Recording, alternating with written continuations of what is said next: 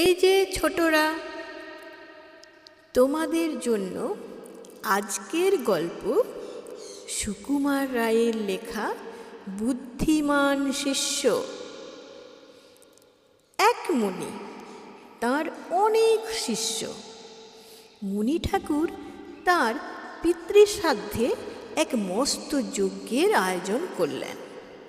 সে যজ্ঞ এর আগে মুনির আশ্রমে আর হয়নি। তাই তিনি শিষ্যদের ডেকে বললেন, আমি এক যজ্ঞের আয়োজন করেছি। সে যজ্ঞ তোমরা হয়তো আর কোথাও দেখবার সুযোগ পাবে না। কাজেই যজ্ঞের সব কাজকর্ম, বিধি ব্যবস্থা বেশ মন দিয়ে দেখো। নিজের চোখে সব ভালো করে না দেখলে শুধু পুঁথি পড়ে এ যজ্ঞ করা সম্ভব হবে না। মুনি ঠাকুরের আশ্রমে বিড়ালের ভারী উৎপাত। যজ্ঞের আয়োজন সব ঠিক হচ্ছে, এর মধ্যে বিড়ালগুলো এসে জ্বালাতন আরম্ভ করেছে। এটাতে মুখ দেয়, ওটা উল্টে ফেলে, কিছুতেই তাদের সামলানো যায় না। তখন মুনি ঠাকুর রেগে বললেন, বিড়ালগুলোকে ধরে ওই কোণায় বেঁধে রেখে দাও তো। অমনি 9টা বিড়ালকে ধরে সভার এক পাশে খোঁটায় বেঁধে রাখা হলো। তারপর ঠিক সময় বুঝে যজ্ঞ আরম্ভ হলো। শিষ্যেরা সব সভার সাজসজ্জা, আয়োজন, যজ্ঞের সব ক্রিয়াকাণ্ড, মন্ত্র উচ্চারণের নিয়ম ইত্যাদি মন দিয়ে দেখতে আর শুনতে লাগলো। নির্বিঘ্নে অতি সুন্দর রূপে মুনি ঠাকুরের যজ্ঞ সম্পন্ন হলো। কিছুকাল পরে শিষ্যদের একজনের বাবা মারা গেলেন। শিষ্যের ভারী ইচ্ছা হলো তার পিতৃশ্রাদ্ধে সেও ওই রকম সুন্দর যজ্ঞের আয়োজন করে। সে গিয়ে তার গুরুকে ধরল। তিনি বললেন, আচ্ছা, সব আয়োজন করতে থাকো, আমি এসে যজ্ঞের পুরোহিত হব। শিষ্য মহা সন্তুষ্ট হয়ে যজ্ঞের সব ঠিকঠাক করতে লাগল।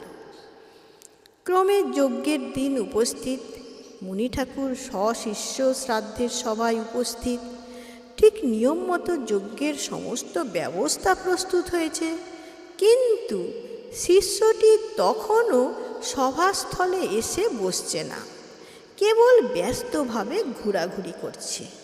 এদিকে যজ্ঞের সময় প্রায় উপস্থিত দেখে মুনি ঠাকুরও ক্রমে ব্যস্ত হয়ে উঠেছেন। তিনি শিষ্যকে ডেকে জিজ্ঞাসা করলেন, আর বিলম্ব কেন? সবই তো প্রস্তুত, যজ্ঞের সময়ও উপস্থিত, এই বেলা সভায় এসো। শিষ্য বলল, আগে একটা আয়োজন বাকি রয়ে গেছে, সেইটা নিয়ে ভারী মুশকিলে পড়েছি। মুনি বললেন, কই, কিছুরই তো অভাব দেখছি না। শিষ্য বলল, আগে 4টে বেড়াল কম পড়েছে। মুনি বললেন, সে কীরকম? শিষ্য মুখ কাঁচুমাচু করে বলল, ওই যে আপনার যজ্ঞে দেখলাম ঈশান কোণে 9টা বিড়াল বাঁধা রয়েছে। আমাদের এ গ্রামে অনেক খুঁজে 5টার বেশি পাওয়াই গেল না। কাজেই আর বাকি 4টার জন্য পাশের গ্রামের লোক গিয়েছে, তারা এই এসে পড়ল বলে। শুনে গুরুত্ব চক্ষু স্থির। তিনি বললেন, আরে বুদ্ধিমান, কোনটা যজ্ঞের অঙ্গ আর কোনটা নয় তাও বিচার করতে শেখনি? আশ্রমের বেড়ালগুলো উৎপাত করছিল, তাই বেঁধে রেখেছিলাম। তোমার এখানে কোনো উৎপাত ছিল না, তুমি আবার গায়ে পড়ে উৎপাত সংগ্রহ করতে গিয়েছো? বসে পড়ো, বসে পড়ো, আর বেড়াল ধরে কাজ নেই। এখন যজ্ঞটা নির্বিঘ্নে শেষ হয়ে যাক। শিষ্য নিজের আহাম্মকিতে লজ্জিত হয়ে তাড়াতাড়ি অপ্রস্তুতভাবে সভার মধ্যে বসে পড়ল।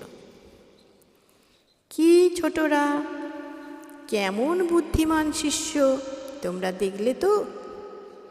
ধন্যবাদ।